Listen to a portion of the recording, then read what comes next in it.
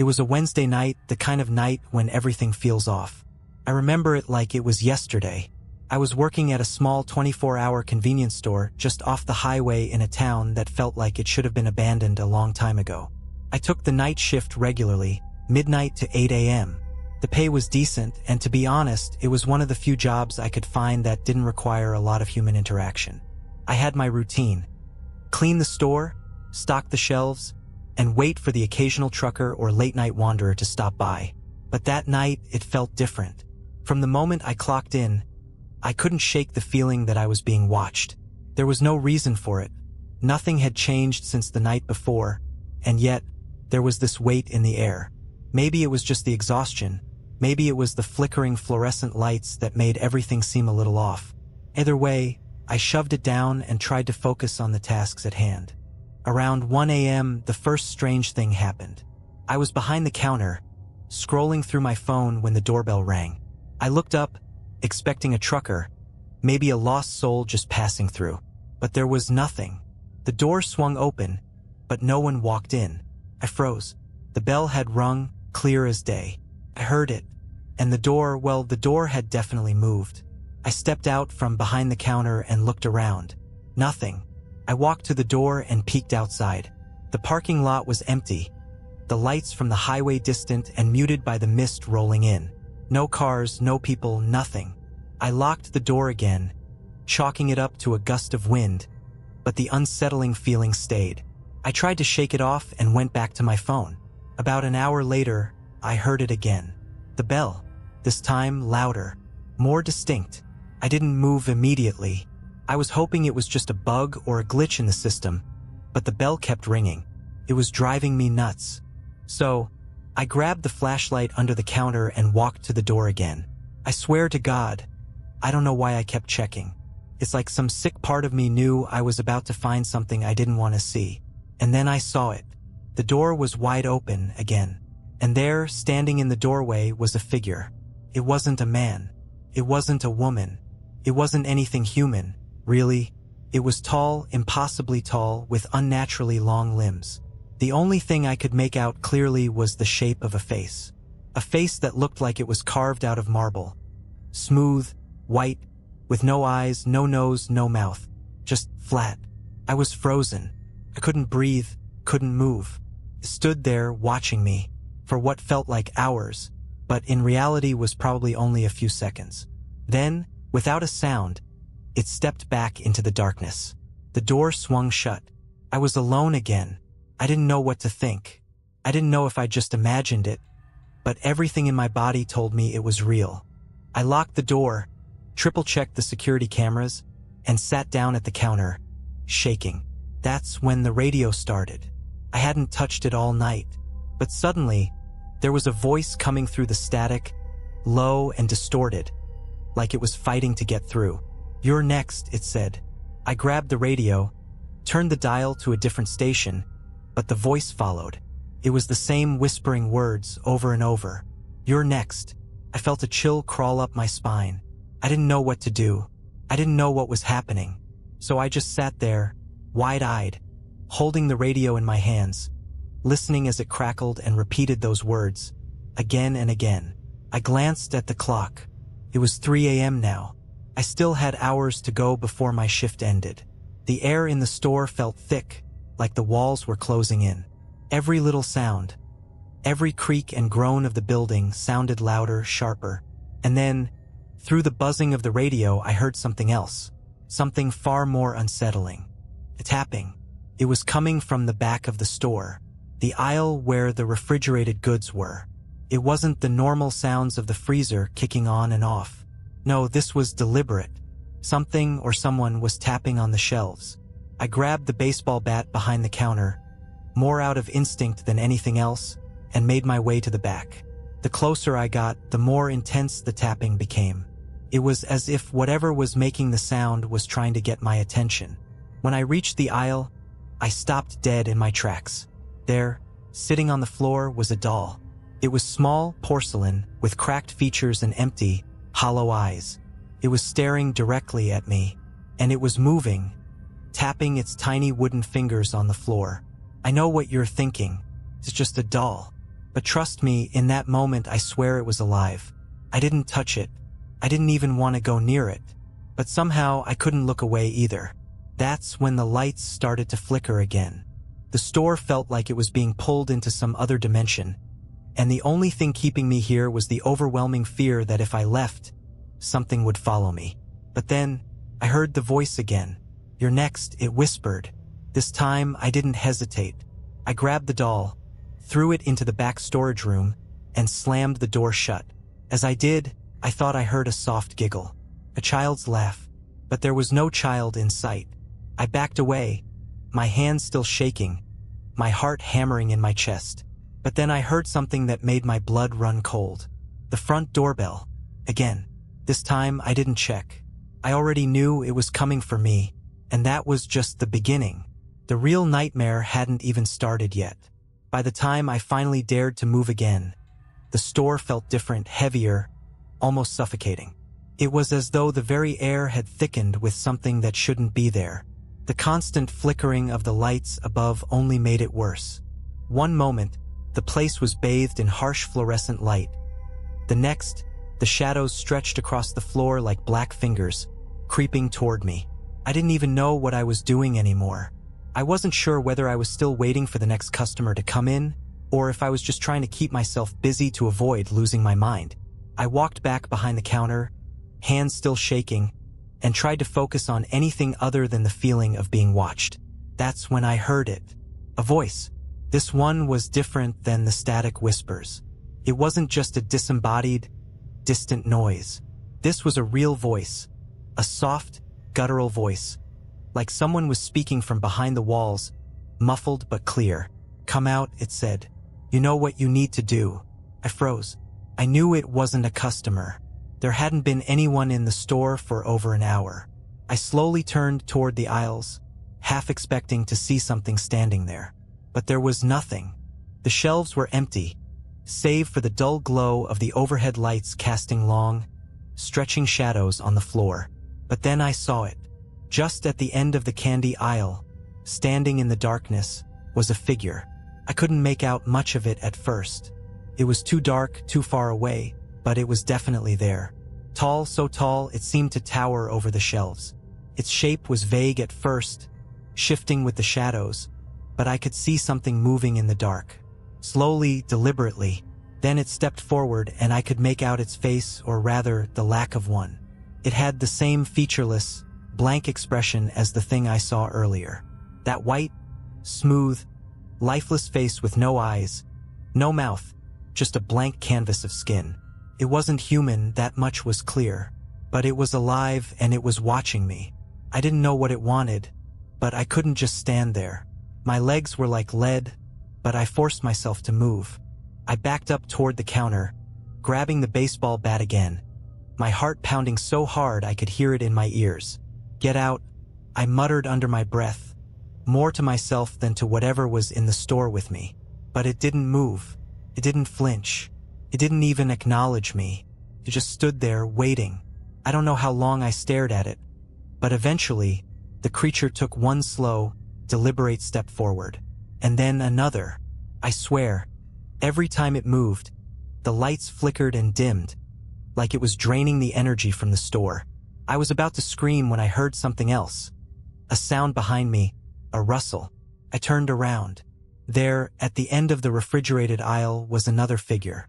It was shorter, but just as distorted. Its face was wrong, like it had been sewn together. The skin stretched unnaturally, pulling in places it shouldn't. And it was moving, slowly, deliberately, toward me, just like the first one. My heart raced. I couldn't take it anymore. I was out of options. The only thing I could do was run. I bolted for the back door, the emergency exit that led into the alley. I fumbled with the key, my hands slick with sweat, but before I could unlock it, I heard the doorbell ring again. A clanging sound that echoed through the store, almost like it was mocking me. I froze. The door wasn't supposed to be open. Couldn't be. But somehow it was. I turned around, my breath catching in my throat, and saw something that made my blood turn to ice. The tall figure, the thing, was standing right behind the counter now. right there in front of the door I was trying to escape from. And it wasn't alone. There were more of them now. At least 3, maybe 4, scattered throughout the aisles. They were moving slowly, deliberately, their featureless faces staring straight at me. But what truly chilled me was the sound. The scratching sound. It was coming from the walls. At first, I thought it was just my mind playing tricks on me, but it got louder. Scratching, clawing, like something was trying to get out of the walls, trying to get in. I could feel it now, deep in my bones. Whatever was here, it wasn't just here to scare me. It was here to take something. The store felt like it was alive, like it was watching me, breathing with me, pulsing with the life of something ancient and malicious. I couldn't escape. The doors were locked and the windows were sealed. I was trapped. I turned around, looking for any way out, but the store was beginning to warp, to shift. The shelves were moving, just a little, like they were being pulled toward the walls, closing in around me. The lights were flickering more rapidly now, strobing in time with the scratching on the walls. I heard the voice again, clearer this time, the one that had been whispering through the radio earlier. "You're next," it said, louder, more insistent. But this time it wasn't just one voice. There were more, and they were coming from every direction. I started to back away, my pulse thundering in my ears, my whole body shaking. I wasn't sure if I could even breathe anymore. The air felt thick, suffocating. And then the worst part happened. The last thing I remember before everything went black was a cold hand gripping my shoulder. It was like ice, dead ice, the kind you'd feel if you were standing next to a frozen corpse. I couldn't turn around, couldn't scream, couldn't even move. All I could do was feel that thing behind me. And then, I don't know what happened next. I woke up on the floor behind the counter. The lights were on again. The store was eerily quiet. The figures were gone. The door was locked. The radio was silent. But it didn't feel right. None of it felt right. Something was still there. And the worst part? I knew it wasn't over. Whatever had been in that store, whatever I had seen, it wasn't finished with me yet. But that's a story for later. Because this nightmare, it was just beginning. I don't know how long I lay there, just staring at the cold tile floor, trying to convince myself that what had happened wasn't real, that it was just some weird, twisted nightmare. But I knew it wasn't. The weight in the air, the chill on my skin, the silence that stretched out like an omen. Everything told me I had just barely escaped something far worse than I could ever understand. When I finally gathered the strength to get up, my body felt heavy, sluggish, like I'd been drugged. My legs wobbled as I stood, but I made my way to the back storage room where I had thrown that cursed doll. I had to get rid of it. I couldn't leave it there, not after everything that had happened. My hands were shaking as I grabbed the broom, sweeping aside the clutter, trying to open the door. The air inside the room was different, stale, thick with the scent of dust and something sour. I paused.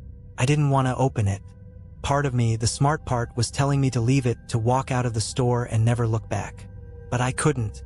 I had to know. I swung the door open with a quick motion, the hinges creaking as they reluctantly gave way. The storage room was empty. No doll. No shadows creeping across the floor. Just boxes and old cleaning supplies scattered around, as it should have been. Except, there was something on the floor. A trail of red. My breath hitched. I stumbled backward, nearly knocking over a stack of boxes. It wasn't blood, it couldn't have been. But it looked like blood. The deep, dark crimson spread across the floor in slow, deliberate splotches, like someone or something had dragged itself through the room. The trail led to the back corner, and I didn't need to look to know what was there.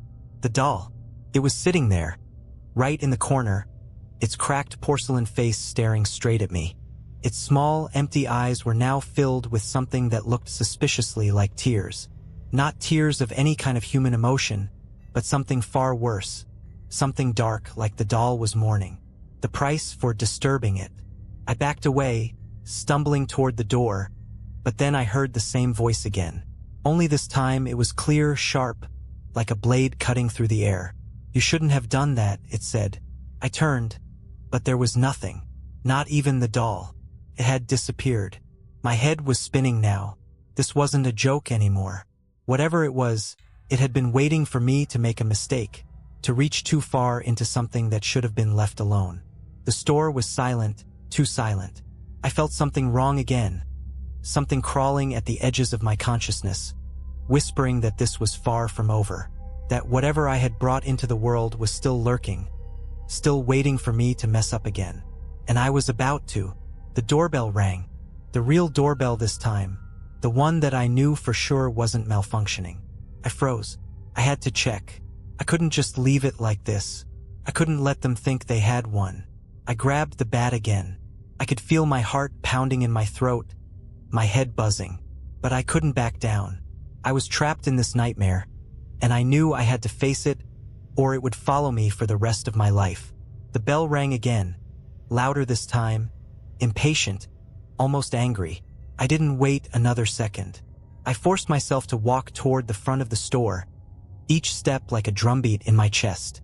When I reached the door, I could barely bring myself to look through the window, but I did, and what I saw made the blood drain from my face. There were people outside. Too many people.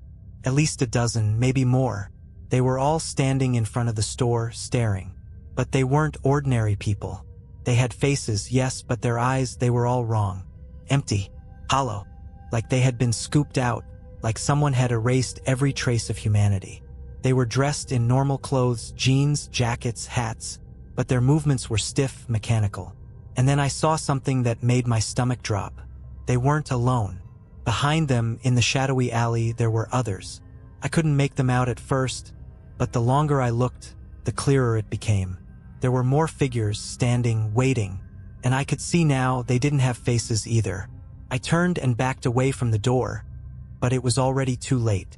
The thing inside the store, the one with the featureless face, was standing in front of me, in the middle of the aisle, just a few feet away. It had moved so quietly that I hadn't heard it, but now that it was standing there, its presence filled the room. The walls seemed to close in, the air grew thick, and the temperature dropped. Its body was unnatural, bending and twisting at odd angles, like it was straining to stay upright. The more I looked at it, the more I realized it wasn't just its face that was wrong. It was its whole form. The limbs were too long, the fingers too thin. It was as if it were stretched too far, too thin. I could feel the air crackling around it, like the room itself was warping to accommodate this thing. I tried to run. I turned to sprint toward the back door, but the instant I moved, the lights flickered again. This time so violently I thought they might explode. The thing was right there, standing in front of me again. This time, its head tilted to the side, its featureless face close enough that I could feel the cold radiating off of it. "You're not leaving," it whispered. The voice echoed, not just in my ears, but in my mind, so loud it felt like my skull might crack open. I stumbled backward, tripping over a box, my heart racing, blood rushing in my ears. And then everything went black. When I woke up, the store was empty again. The figures were gone. The door was locked. The doll, it was gone too. I didn't know what had just happened, or if I had just imagined it all. I didn't know if I was still dreaming, or if the world outside was just as twisted as the one I had just left. But I couldn't shake the feeling that whatever it wasn't finished with me. Because something about this place, it wasn't just haunted. It was alive, and it had just claimed its next victim. I'm not sure if I can fully explain what happened after that. Everything was a blur. I don't remember leaving the store that night, or if I even did leave. My mind was in a haze, and I couldn't make sense of anything anymore. Every shadow seemed to whisper my name. Every sound felt like a warning. I don't know how I made it home, but I remember waking up the next morning in my bed, drenched in sweat, the faintest smell of mildew and decay clinging to my skin. It was daylight outside, thank God, but even the sun didn't feel safe anymore. The world felt different, too quiet, too still. I went to the bathroom and splashed cold water on my face, staring at my reflection in the mirror. I didn't recognize the person staring back at me. I mean, it was me, of course it was. Same tired eyes, same messy hair. But something about the face felt wrong, like a mask that had been stretched too tight. I felt like I didn't belong in my own skin anymore. My heart thudded in my chest, and I had to step back, afraid that something in the mirror would change. And then it did. The reflection blinked. I swear to God, it blinked. My breath caught in my throat, and I stumbled back, knocking over a bottle of shampoo. But the figure in the mirror just stared at me. Its lips didn't move, but I heard the words in my head, "You can't escape." I slammed my eyes shut, took a deep breath, and when I opened them again, the mirror was normal. The reflection was still mine, my own face, but I didn't trust it. I didn't trust anything anymore. I couldn't stay there. I couldn't stay in that apartment. Hell, I couldn't stay in that town. I didn't care what happened. I just needed to get out of there. So I threw on my clothes, grabbed my car keys, and left. As soon as I stepped outside, I felt that familiar weight pressing down on me again. The air was thick, too thick, and my skin crawled. The town was as quiet as it had been the night before, like the world had frozen in time. As I passed the gas station on my way out, I saw a figure standing near the pumps. A woman, no, not a woman, just a shape like someone trying to look human. She was staring at me, but her face was hidden in shadow, her body completely still. I knew better than to stop, so I didn't. I drove. I drove until the town was far behind me, until the roads stretched out into the wilderness. The trees seemed to whisper as I passed, their branches swaying like they were alive. But I couldn't go back. I couldn't let whatever was chasing me find me again. Not like this. I pulled off onto a small dirt road that led to an old, abandoned motel. It looked like something out of a bad horror movie. Rusted signs, broken windows, peeling paint. But it was isolated, quiet, and for the first time in what felt like forever, I felt like I could breathe again. I parked my car, grabbed my bag, and went inside. The lobby was dark, lit only by a single flickering light above the desk. The receptionist, a man with too many wrinkles and too few teeth, barely looked up as I entered. He was muttering something under his breath, and I couldn't quite catch it, but it didn't matter. I just needed a bed. I signed in, took the key, and went to my room. The door creaked as I opened it, and I immediately felt the cold air wash over me. The room was small, cramped, with faded wallpaper and an old mattress. But it was clean enough, and for once, I felt like I could relax. I collapsed onto the bed, letting the exhaustion wash over me. The pillow was scratchy against my face, but I didn't care. I was just so tired.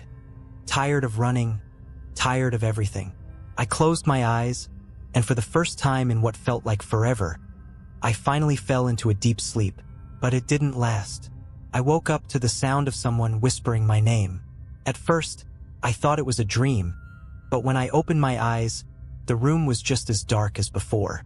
The whispering continued, growing louder, more frantic.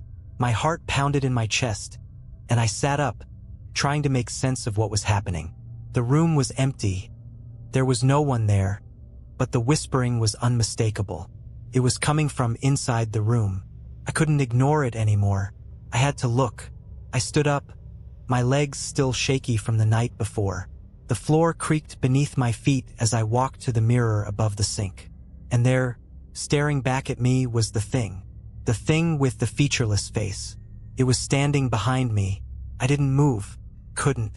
My body was frozen in place, my skin ice cold. The figure was taller than I remembered, towering over me.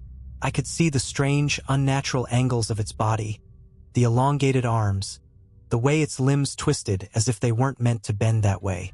And its face. Oh God, its face. It was closer now. So close I could feel its cold breath on the back of my neck.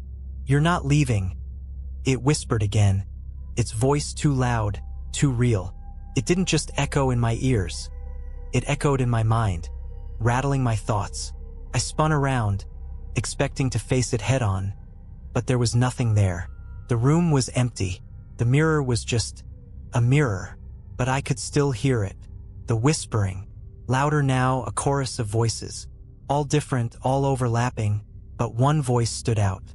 "You've been marked," it said, the words filling my head like a bomb ready to explode.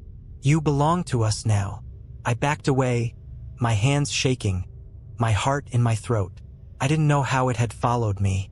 I didn't know how it knew where I was. But I couldn't escape anymore. The door slammed shut. The walls seemed to close in around me. I could feel the cold creeping in again. That sickening presence pushing against me from every direction. The mirror shattered. And that's when I understood. Whatever was coming after me, it didn't need to follow me through doors or windows. It didn't need to be seen. It had already marked me. And it was inside me now. The room went black, the darkness consuming me. And the last thing I remember hearing was the faint sound of that same whisper, growing louder and louder, until it was the only thing left in the world. You can never escape. I woke up hours later, back in the convenience store. The store I thought I had left behind. The air was thick, suffocating, and the walls felt like they were closing in again. I was no longer sure what was real. All I knew was that it wasn't over, and it was only getting worse. Whatever had found me in the mirror, whatever had followed me, it wasn't finished with me yet. And now I had no choice but to face it. When I came to, I wasn't in the motel room anymore. The first thing I noticed was the cold, the unbearable chill that seemed to seep into my bones. My teeth were chattering, but it wasn't just from the temperature. The cold felt wrong, like it was unnatural. I felt like I had been plunged into some abyss, like I was somewhere I wasn't supposed to be. I looked around, disoriented, and it took me a few seconds to recognize where I was. It was the convenience store, but it was different. The shelves were toppled, the aisles full of shattered glass and broken bottles. The walls had deep cracks running through them, as if the very foundation of the building was slowly crumbling. The lights were flickering again, but this time, they buzzed violently, like they were struggling to stay on. The place smelled like mildew and something rotten, something that made my stomach turn. I couldn't make sense of it. I didn't know how I had ended up back here, how I had gotten back to this hellhole. I had left, I had escaped, and yet here I was again. I looked at my hands, still trembling, wondering if I had dreamed all of it, wondering if maybe I was just imagining things. But no, I knew better. I could feel it in my skin, in my soul. This place was still alive, and it wasn't finished with me yet.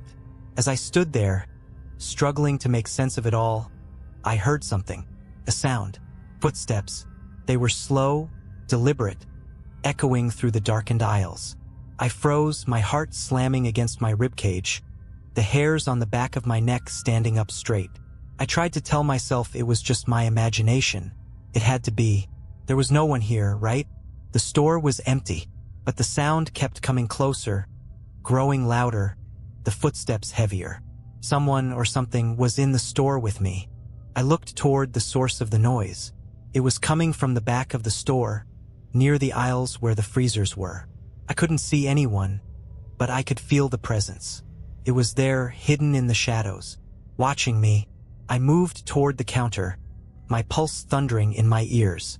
My eyes kept flicking toward the back of the store, but I couldn't take my gaze off the counter. The register was still there, but there was something else, something I hadn't noticed before. A note. It was sitting on the counter, an old, crumpled piece of paper, just waiting for me. I couldn't help myself. I picked it up, my fingers trembling as I unfolded it. The words were written in a hurried, jagged scrawl, as if the person who had written them had been shaking with fear. "You shouldn't have come back." I dropped the note as if it had burned me. What the hell was going on? Who wrote this? How did they know? The footsteps were closer now, right behind me. I whipped around, my heart nearly leaping out of my chest. But there was no one there. The aisles were empty. The store was as still as a tomb. But I could feel it. I could feel the eyes watching me from the shadows, the heavy presence that was closer than I wanted it to be. Then, out of the corner of my eye, I saw it. A figure standing just beyond the shelves. It was tall, impossibly tall, its long, spindly limbs bending unnaturally. It was hunched like it was trying to shrink itself down, but still it towered over everything. The same featureless face, the same blank, empty expression. It was just standing there, not moving, not making a sound, just watching. Couldn't breathe.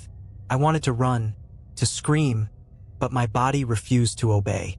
And then it moved. It was so fast, so sudden, that I didn't even have time to react. One second, it was standing still, and the next, it was right in front of me.